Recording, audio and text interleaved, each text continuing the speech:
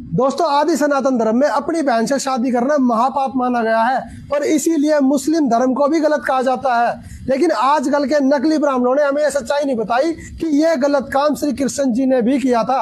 उन्होंने भी अपनी बहन से शादी करी थी, ये मैं नहीं कहता, ये हमारे भागवत महापुराण में लिखा हुआ। आइए पढ़ते हैं भागवत महापुराण।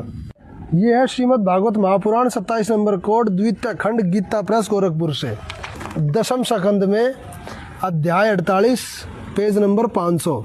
अवंती उज्जैन देश के राजा थे विंद और अनुविंद। वे दुर्योधन के वशवर्ती तथा अनुयायी थे। उनकी बहन मित्रविंदा ने स्वयंवर में भगवान श्री कृष्ण को ही अपना पति बनाना चाहा, परंतु विंद और अनुविंद ने अपनी बहन को रोक दिया।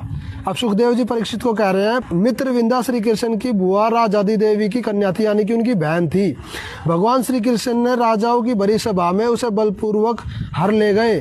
सब लोग अपना सा मुंह लिए देखते रह गए, यानी कि श्री कृष्ण जी ने अपनी बुआ की लड़की को भगा के शादी करी।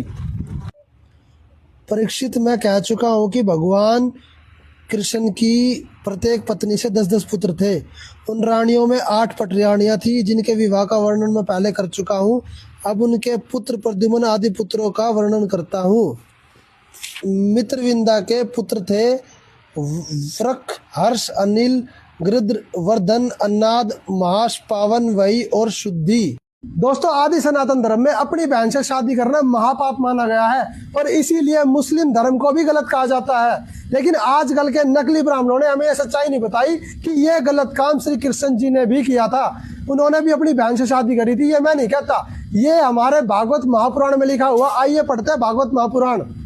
ये है श्रीमद् भागवत महापुराण 27 नंबर कोड, द्वितीय खंड, गीता प्रेस, गोरखपुर से। दशम स्कंद में अध्याय 48, पेज नंबर 500। अवंती उज्जैन देश के राजा थे विंद और अनुविंद। वे दुर्योधन के वशवर्ती तथा अनुयायी थे। उनकी बहन